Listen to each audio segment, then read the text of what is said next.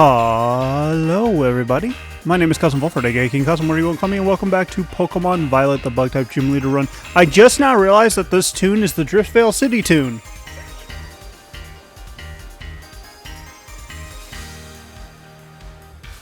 I want to see if I can get it in recording. Bum, bum, bum, bum, bum, bum.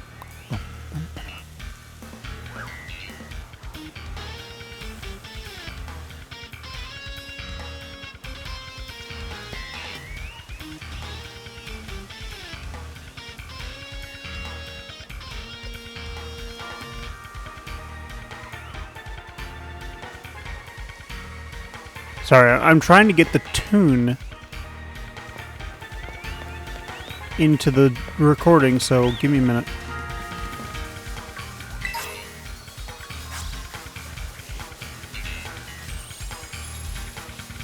It is a good tune, though. Hopefully I don't get copyright for this. God knows it was happening all throughout the freaking Pokemon Blue Nuzlocke. Ironically, as of this recording... Wait. Okay.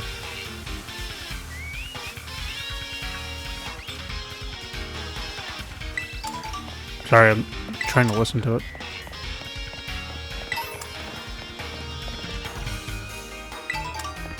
It had a Driftvale City bit in it. I know it did.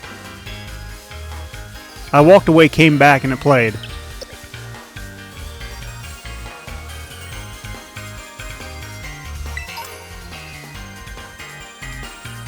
There it is.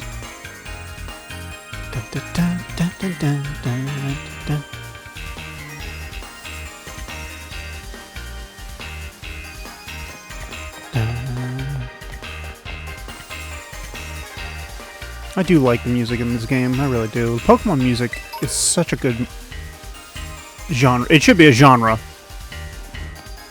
But Nintendo is litigious and doesn't want to give it to us. Anyways, I want to talk about what I was going to talk about I said I was going to talk about last episode.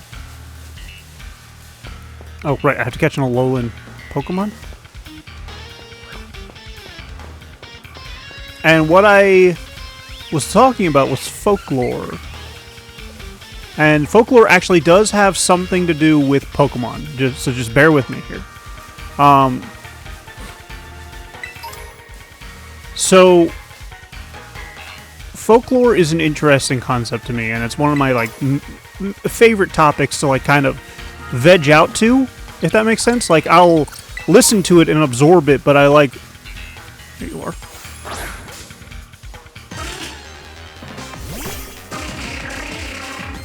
I'll listen to and absorb it, but I won't fully focus on it. I have some quick balls.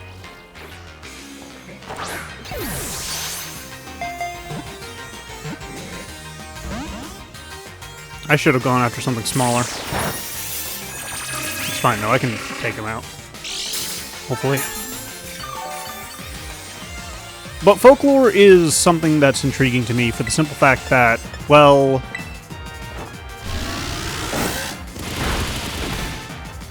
Every single culture has folklore.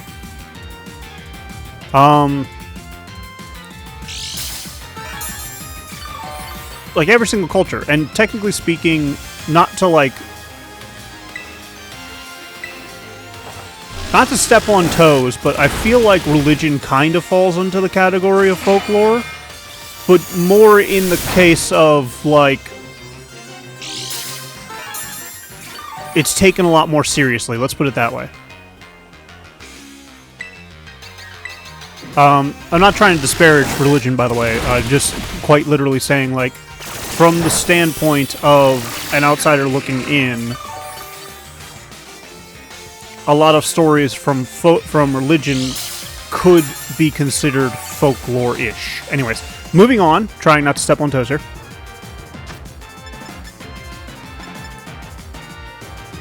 What ball do I want to use? What ball?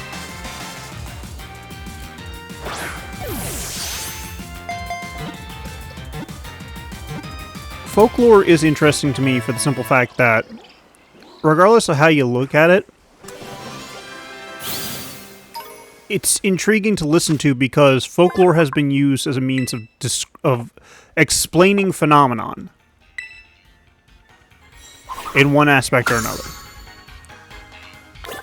So an example of that would be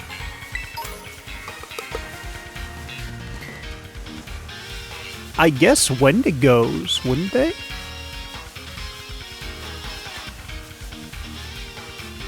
Maybe Skinwalkers would be a better one. I don't know.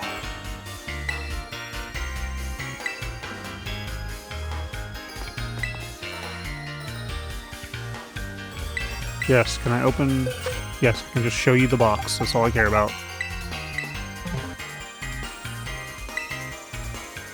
And it's raining again. So...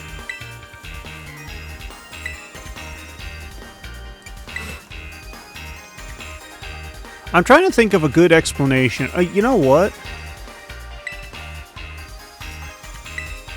Maybe.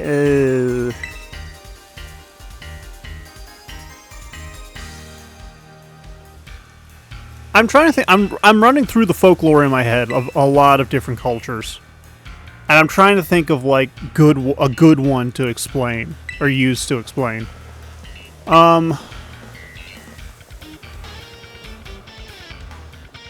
I guess a common one, well, I don't know how common it is, the earthquake predicting catfish. It is, I believe, a Japanese folklore thing. It either could predict it or cause them. It's one of those two. Whiscash actually is based off of that, and that's circling back to the Pokemon. That's what I was talking about with the Pokemon and the folklore being a thing. A lot of Pokemon are actually based on Japanese folklore, and some folklore in other cultures as well. Frostlass is a Yukiona.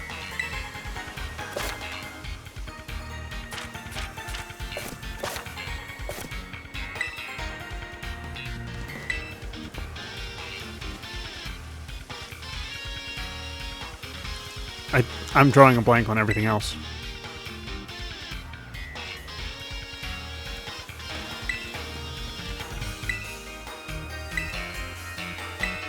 Oh, so I can't do that. So it stops me.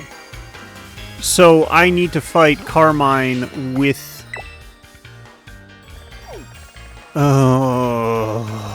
we just won't count this as part of the battles then. Since it's required to have Ogrepon in the party. And it's required to complete the... I could just end the entire series right here.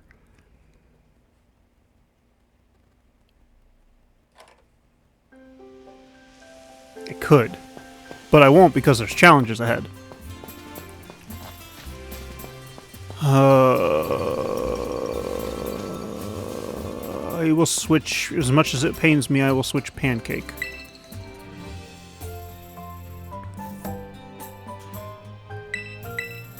Do I need to have Ogrepon in my party?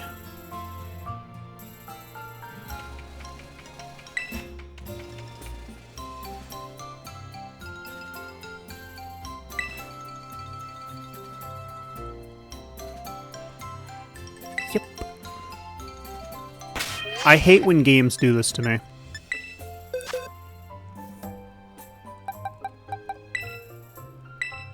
I hate when there's a mandatory aspect to it.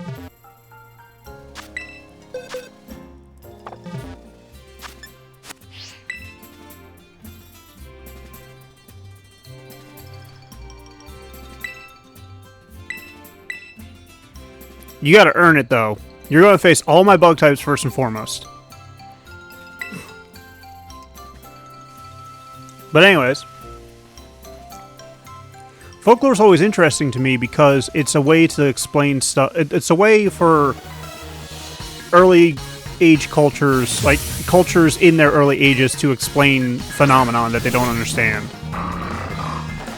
Like nowadays we have science and stuff like that to show us what's going on, what's happening.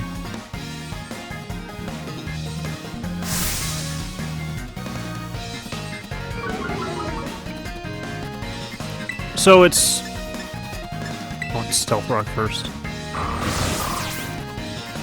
I don't think he can one-shot me.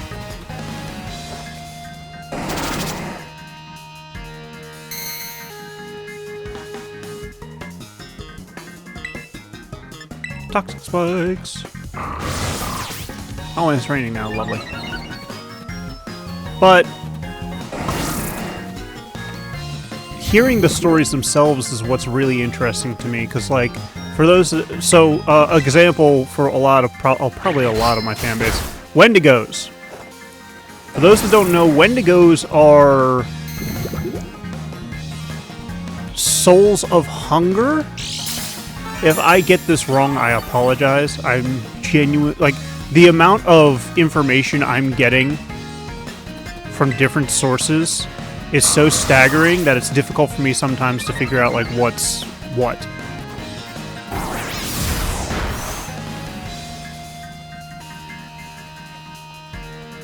That was an unnecessary crit.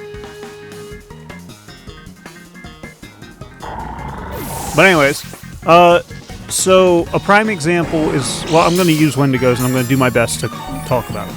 Wendigos are basically people who have been consumed by this spirit.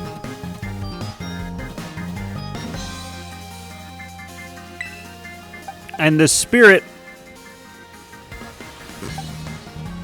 Well, I hope you don't get through my team. I'm not going to win with that! These spirits are basically like, I don't know if they're vengeful or if they're just like always hungry, but they basically want food. They always want to eat. And so what happens is they will possess anybody who resorts to cannibalism in one aspect or another, regardless of the reason. So, was it Until Dawn was the game with the Wendigos in it?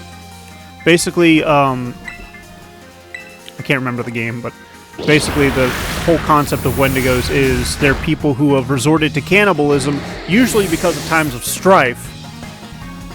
Like they're trapped in a cave-in or something like that, so they end up eating their their friends and stuff like that. And then some spirits come and possess their asses. Yeah.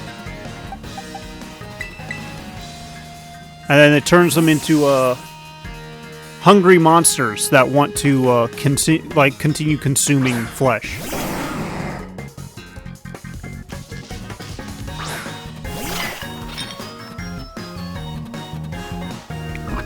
I don't exactly know what those stories were used for explaining.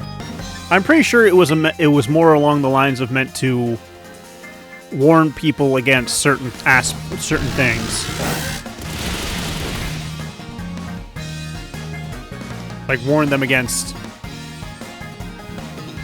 eating their own kind and stuff like that. Like I think it was a cautionary tale against cannibalism and stuff like that.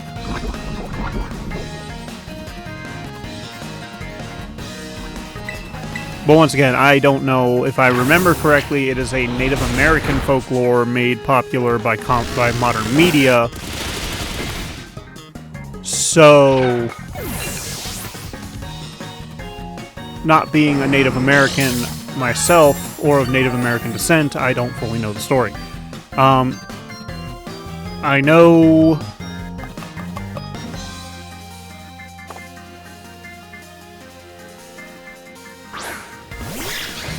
Skinwalkers, if I remember correctly, are another Native American one, where they're a cautionary tale against going alone at night, because the actual reason for going alone at night is, well, don't be stupid.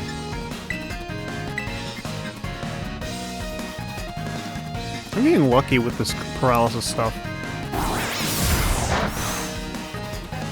I need to shave my face. Beard and mustache are getting annoying. But anyways, so I know that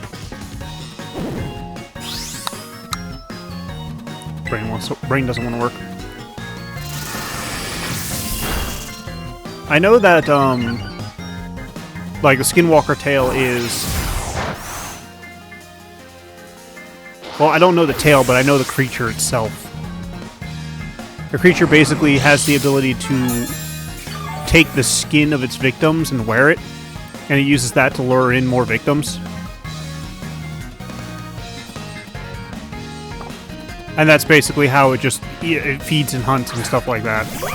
I'm pretty sure it's a cautionary tale about not going out at night, because going out at night is when all the nocturnal predators are just going to eat your ass. And not in a good way.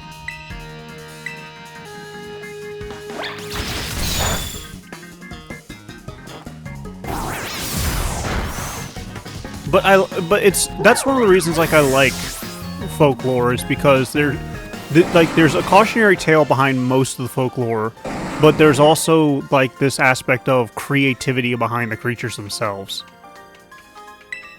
You didn't get to fight Ogrepon once. Ha ha ha ha ha. I kept my run intact.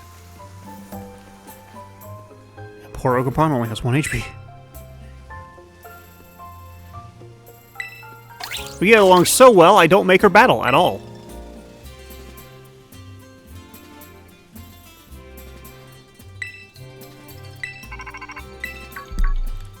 Ring-a-ding-ding. What was she about to tell us?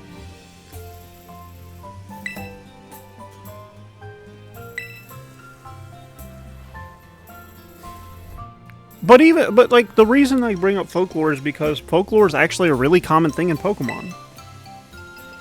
And it isn't just inspiration for the creatures, because like, Ogrepon itself is based on an ogre according to the game, but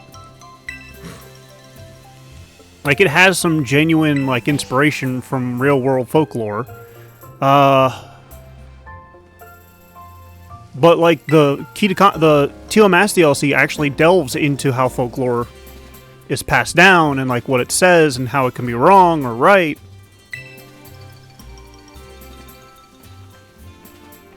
And I think that's why I kind of like the Kitakami DLC over the Unova DLC. The Teal Mask over the Indigo Disk. Indigo Disk felt a little bit disappointing, to be honest. Anyways. Very good spectacle. Spectacle? Still kind of disappointing. But no, like, being able to learn of a culture's folklore and being able to see this game's folklore being explored as an entire DLC was great.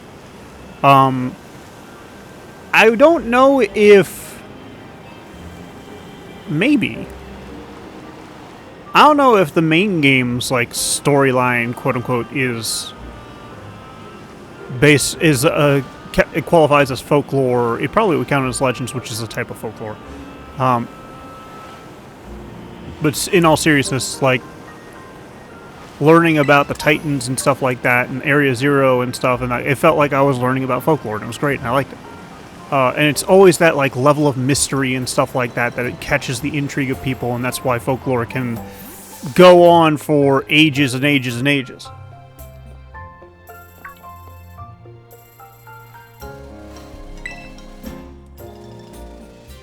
Like, a legend could be almost like I want to stress this a lot. Almost 100% fake.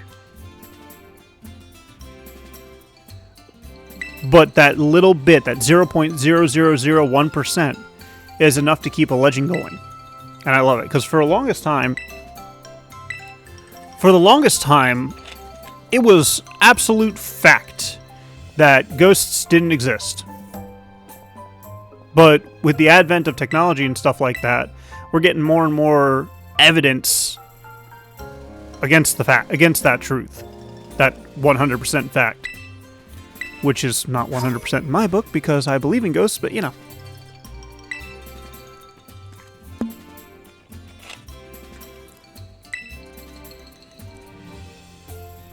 But see, that's the thing.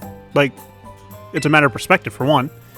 And for two, like, as age occurs, as time passes, more and more and more and more information is provided.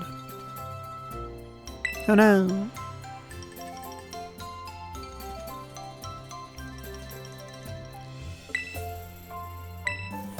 Okay, so now we can be able to do the actual Indigo Disk DLC. I'm glad they put in a thing where it doesn't sequence break.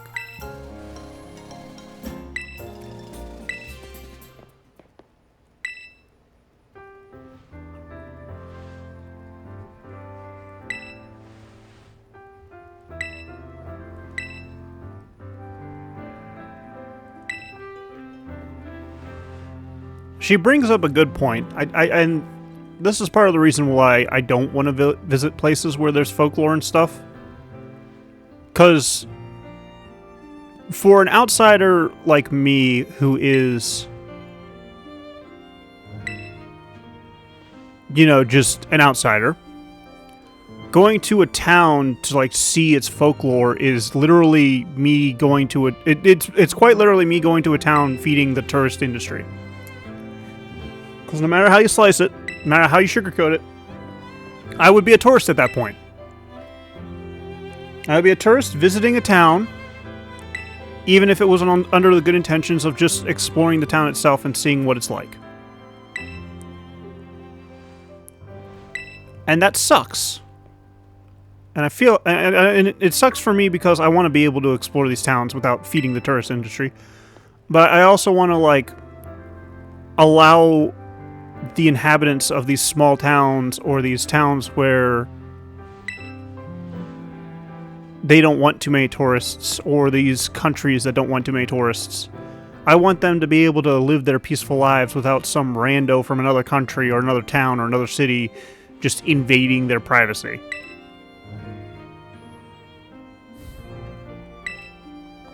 Like, it upsets me that the tourist industry has become what it has.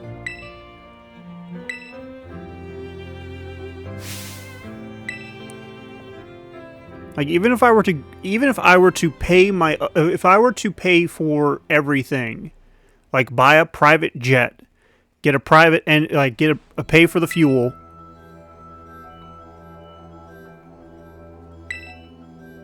This is where Kieran goes off the deep end.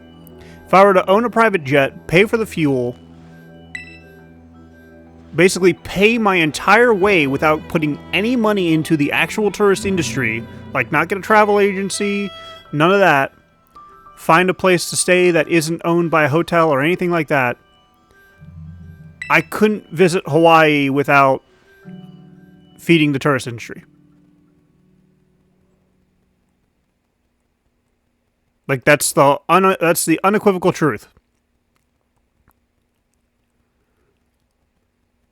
And, like, it may be a American... What's the word I'm looking for?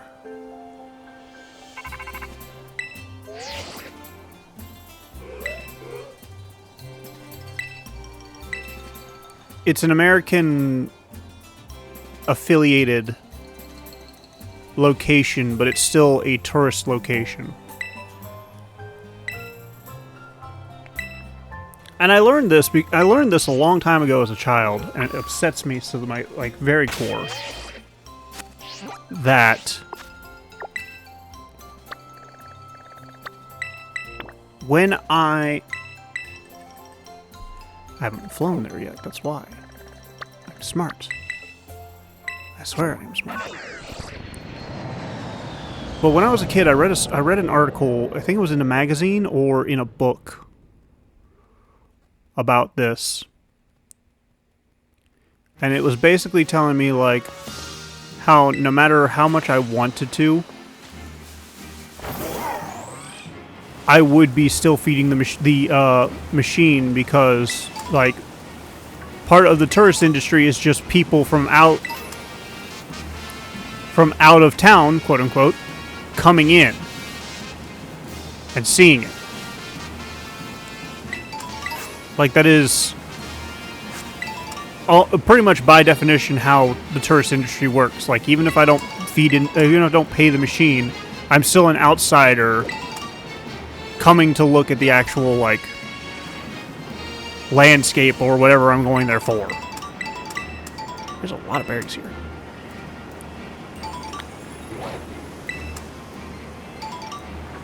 There's a massive delay for picking up these items.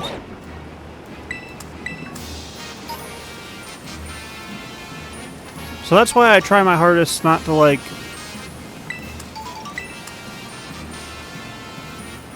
I think a way for me to, like, not get around it, but, like, to feel less bad about it, because I'll still feel bad regardless. Like, no matter how I look at it, I'm going to be feeling bad about what I'm doing.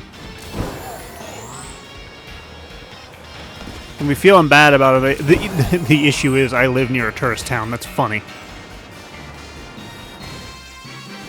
I live near a town where it's nothing but tourism. Like, it's almost all year round, and the entire town gets into it, and I'm just like... Yeah, no, this town feels more like it's supposed to be an attraction and not an actual town where people live. Ironically, there's barely anything to do in that town. Because that's the problem, like, a bunch of... This went from talking about folklore to talking about tourism. What the fuck? This is how ADHD works, people. This is literally how a brain on ADHD operates.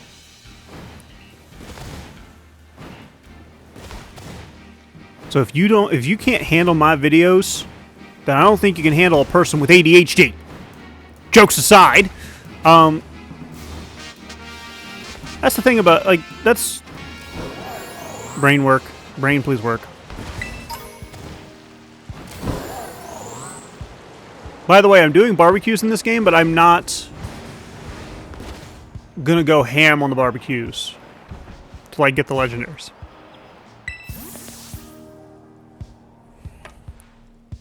But regardless, a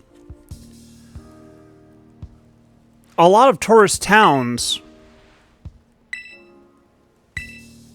So, like, there's tourist towns and there's vacation towns. Tourist towns are towns where you go to a place because there's something there that you want to see.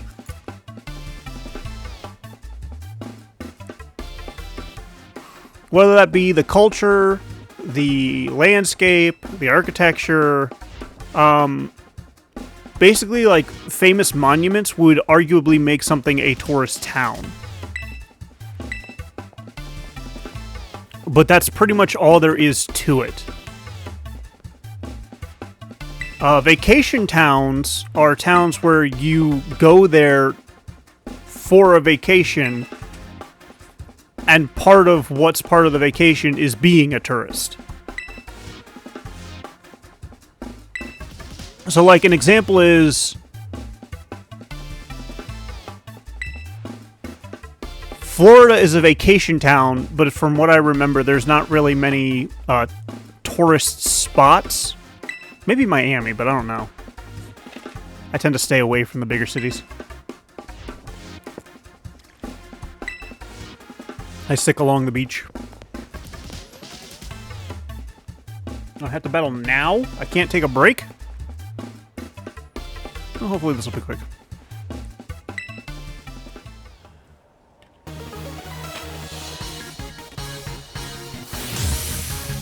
But, I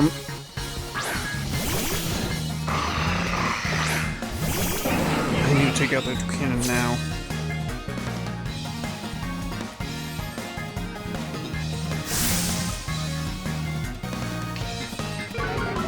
But that's basically, like, what the difference is to me, because, like, New York would be a vacation town. Because there's a lot of, like, tourist places to see.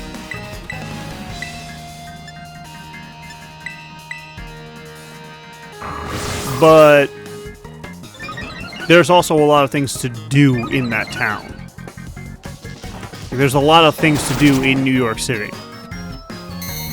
Like, so much so to the point where even the citizens can feel like tourists.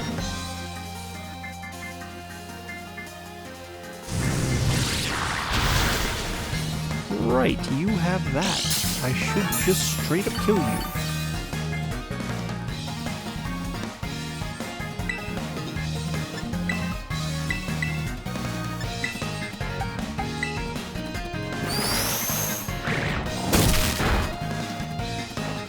Super Fang, I believe, is the one that deals 50% of the remaining HP. It can never kill. But it can damn sight come close.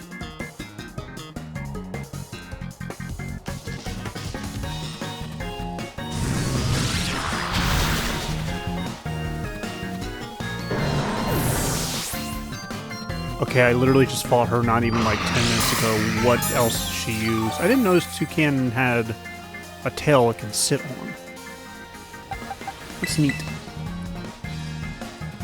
I got 8 toxic spikes in, so that's fine. I'm gonna use Bug Buzz on you because you're a pain.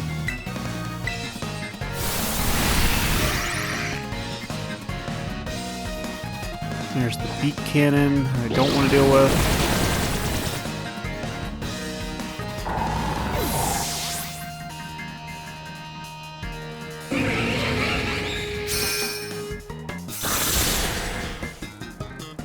But I think something I want to do once I get bigger in YouTube and have money for it is like take little mini vacations around like the country and see stuff. I think that'd be neat.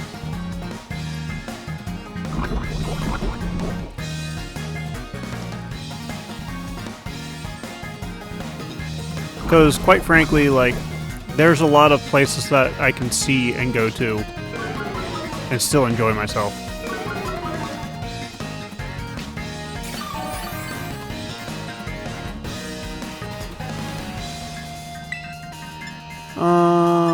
What do I want to do? What do I want to do? I want to do Fire Blast on you, and I want to do Air Slash on you.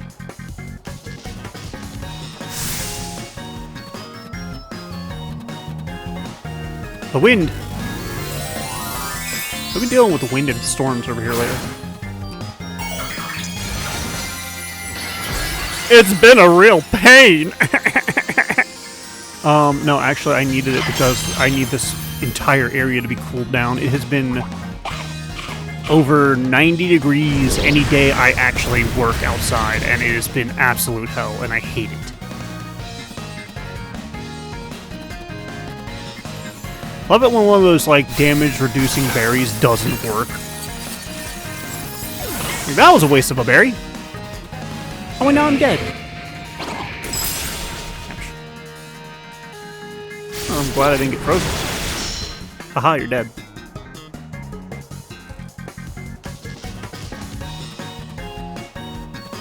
Stop talking. I want to end my episode, please!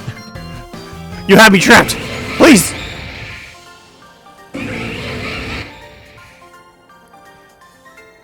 Please! I beg you!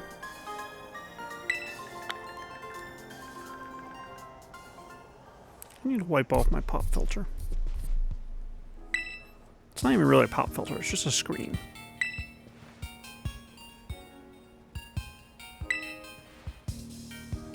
Da, da, da. Bum, ba, bum. Bum, ba, bum, bum, bum, bum, bum, ba, ba, ba. But, can we skip this part?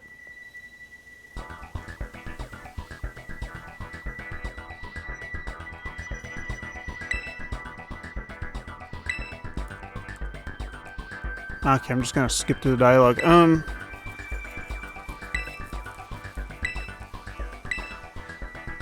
I think one of my favorite places to go has honestly been Florida. Just because me and my friends have always found something to do. Actually, when I went to furry conventions, that was some of the most fun I've had in my life.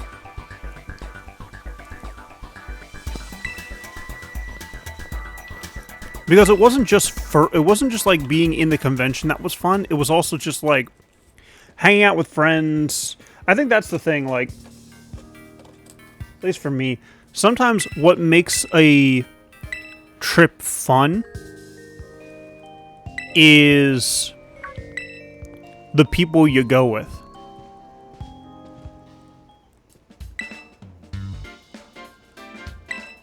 Oh my god, stop talking, people. Let me go. I want to, like, finish the episode. But yeah, like, having fun in a new place with your friends, even if it's not a new place, because I've been to Florida multiple times. But going with your friends to a different place is always something that's, like, fun to do, and it can always, like, make the vacation more fun and more enjoyable and just an actual vacation. But if I could give a recommendation for going on vacation with your friends, make sure you go to a place where at least one of you know what the fuck you're doing or where you're going. The reason being is because having some form of guide or having somebody know where the locations are or like what's fun to do or all that stuff, having somebody who knows all that stuff can make it go so much smoother. Without that, you're gonna have a lot of time. You're gonna have a lot of fun, quote unquote, exploring, but you run the risk of a lot of things going wrong in some cases. Can I please have freedom? I am being held hostage by dialogue and lore.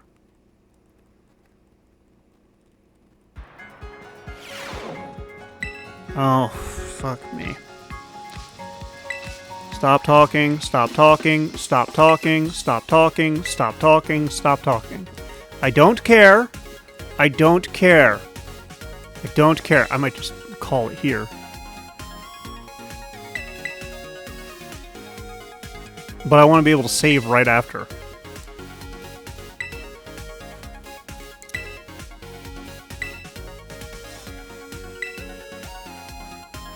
So how are you all doing?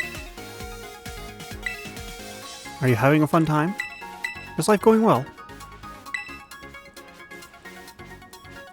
This is all riveting and stuff, but you know what? I would like it if my character could be able to sit down, or go to the bathroom, or, you know, just, like, not be held captive by communication.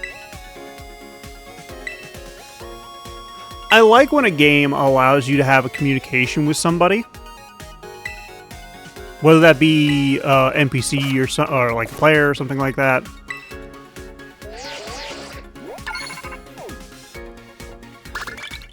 But then you can like back out of it. And there's no consequences.